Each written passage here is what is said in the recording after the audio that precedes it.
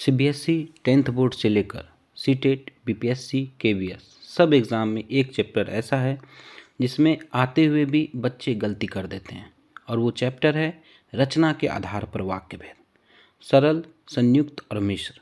नाम तो याद है पर कन्फ्यूज़न क्लियर नहीं है।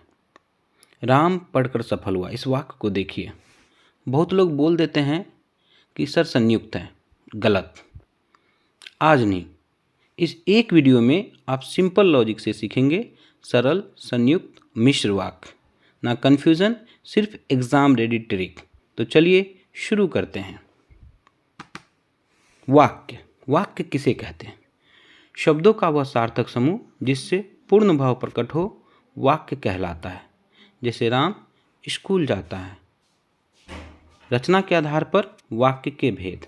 रचना यानी संरचना के आधार पर वाक्य 3 प्रकार के होते हैं: सरल वाक्य, संयुक्त वाक्य और मिश्र वाक्य। आगे देखते हैं सरल वाक्य, सिंपल सेंटेंस। जिस वाक्य में केवल एक ही उपवाक्य और एक ही क्रिया हो उसे सरल वाक्य कहते हैं। पहचान कैसे करें? एक ही कर्ता और एक ही क्रिया, कोई जोड़ने वाला शब्द नहीं, जैसे और, क्योंकि आदि, ये वाक्य में आपको नहीं मिलेंगे।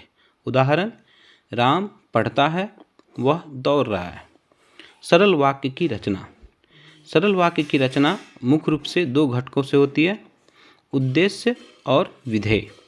उद्देश्य, वाक्य में जिसके बारे में कुछ कहा जाता है उसे उद्देश्य कहते हैं।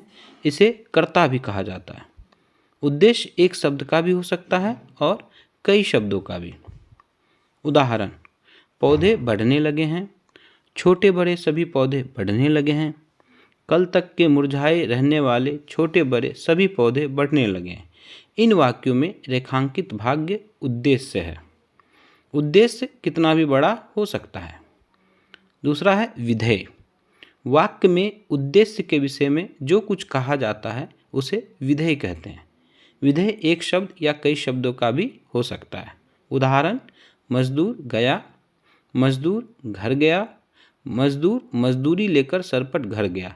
इन वाक्यों में रेखांकित अंडरलाइन भाग उद्देश्य है। ध्यान दें, भले ही वाक्य लंबा हो लेकिन अगर क्रिया एक ही है तो सरल वाक्य होगा। सुबह उठकर राम स्कूल जाता है। देखिए, क्रिया जाता है एक ही है।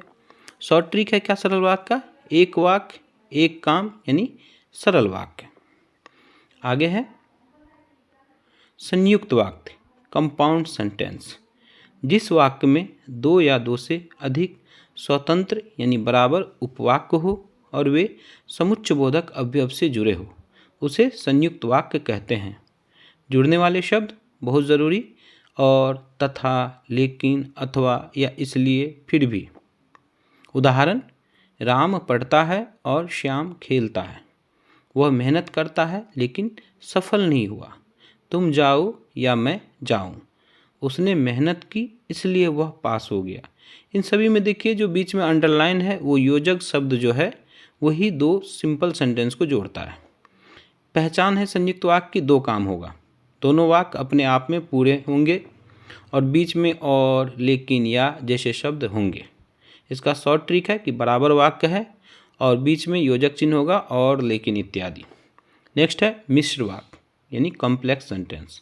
जिस वाक्य में एक मुख्य यानी प्रधान उपवाक्य और एक या अधिक आश्रित यानी गौण उपवाक्य हो उसे मिश्र वाक्य कहते हैं।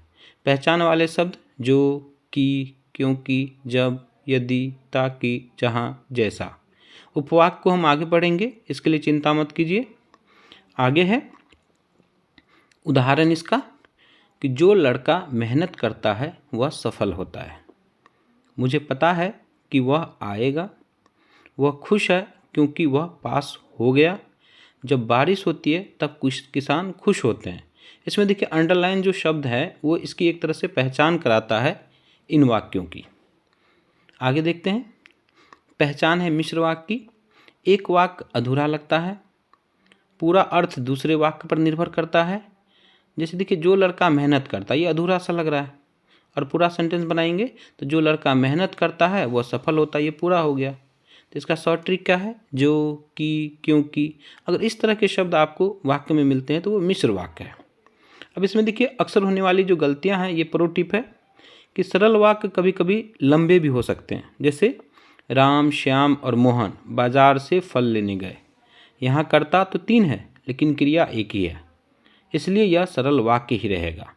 दूसरा टिप है कि मिश्र वाक्य में की का प्रयोग सबसे अधिक होता है, इसे पहचानना सबसे आसान है।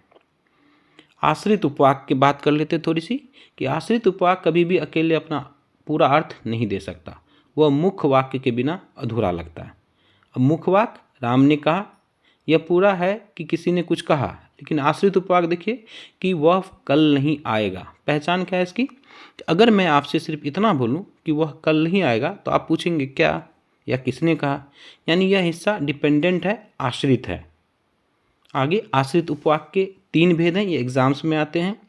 आश्रित यानी गौण उपवाक्य 3 प्रकार के होते हैं, संज्ञा, विशेषण और क्रिया विशेषण।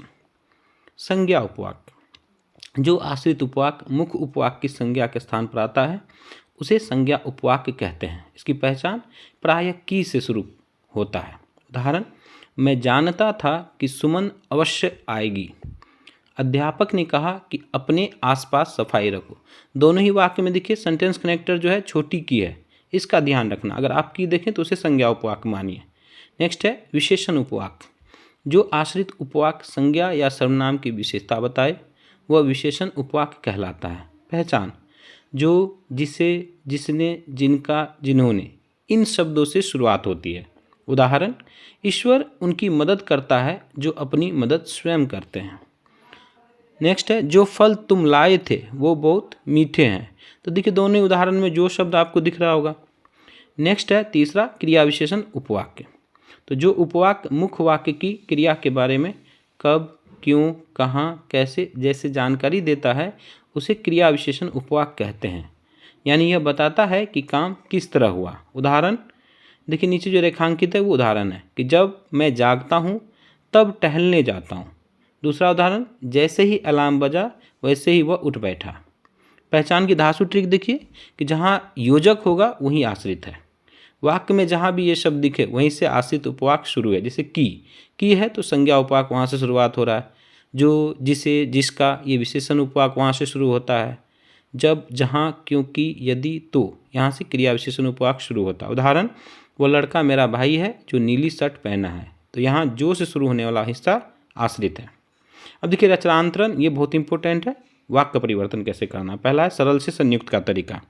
एक क्रिया को अलग वाक्य बनाइए, बीच में और लेकिन इसलिए लगाइए। सरल वाक्य देखिए, राम पढ़कर सफल हुआ। संयुक्त में क्या होगा, राम पढ़ता है और वह सफल होता है। दो सरल वाक्य बना देने हैं और बीच में और लगा देना है।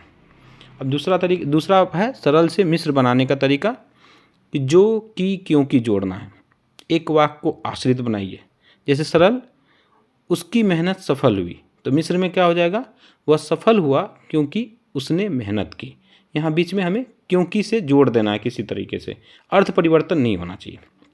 नेक्स्ट है संयुक्त से सरल बनाने का तरीका। एक क्रिया हटाइए और एक ही क्रिया रखिए। याद है सरल में एक क्रिया होती है, संयुक्त है राम पढ़ता है और सफल होता है। तो सरल में क्या हो जाएगा, ये राम पढ़कर सफल होता है। अब मिश्र से सरल बनाने का तरीका, कि आश्रित वाक्य हटाकर बनाना है और क्रिया विशेषण का प्रयोग करना है। जैसे मिश्र में है, जो लड़का मेहनत करता है वह सफल होता है। तो सरल में क्या हो जाएगा, मेहनती लड़का सफल होता है। नेक्स्ट है मिश्र से संयुक्त बनाने का तरीका। मिश्र में देखिए वाक्य है, वह खुश है क्योंकि वह जीत गया। तो इसका संयुक्त में क्या हो जाएगा, वह जीत गया और खुश है। तो संयुक्त में और योजक चिन्ह लग गया। अब एग्ज़ाम की कुछ स्मार्ट टिप्स है कि अगर जो, की, क्यों की दिखे तो इसे मिश्र वाक्य में मानिए, और लेकिन जैसे योजक दिखे तो संयुक्त वाक्य मानिए, और एक ही क्रिया है तो सरल वाक्य मानिए। ध्यान दीजिएगा, नोट, पहले क्रिया गिनो फिर निर्णय लो। क्रिया के आधार पर आप वाक्य का निर्धारण कीजिए। अब असली खेल है MCQ, तो ये प्रैक्टिस कर लेते हैं। राम पढ़ता है, यह कौन सा वाक्य है? संयुक्त, मिश्र, सरल, प्रश्नवाचक। जल्दी सोचिए। तो इसका आंसर है C, सरल वाक्य। नेक्स्ट क्वेश्चन लेते हैं। राम पढ़ता है और श्याम खेलता है, यह वाक्य है सरल, मिश्र, संयुक्त, आज्ञार्थक। इसका आंसर है C, संयुक्त वाक्य। नेक्स्ट क्वेश्चन है, जो विद्यार्थी मेहनत करता है वह सफल होता है। यह वाक्य है सरल, संयुक्त, मिश्र, विस्मयादि बोधक। इसका आंसर है सी, मिश्र वाक्य। नेक्स्ट क्वेश्चन है, निम्न में से कौन सा सरल वाक्य है? ए, राम पढ़ता है और सफल होता है। बी, जो लड़का मेहनत करता है वह पास होता है। सी, राम पढ़कर सफल हुआ। डी, वह सफल हुआ क्योंकि उसने मेहनत की। इसका आंसर है सी, राम पढ़कर सफल हुआ। नेक्स्ट क्वेश्चन है, वह बीमार था इसलिए स्कूल नहीं गया। यह वाक्य है ए, सरल, बी, मिश्र, सी, संयुक्त, डी, आदेशवाचक। तो इसका आंसर है सी, संयुक्त वाक्य।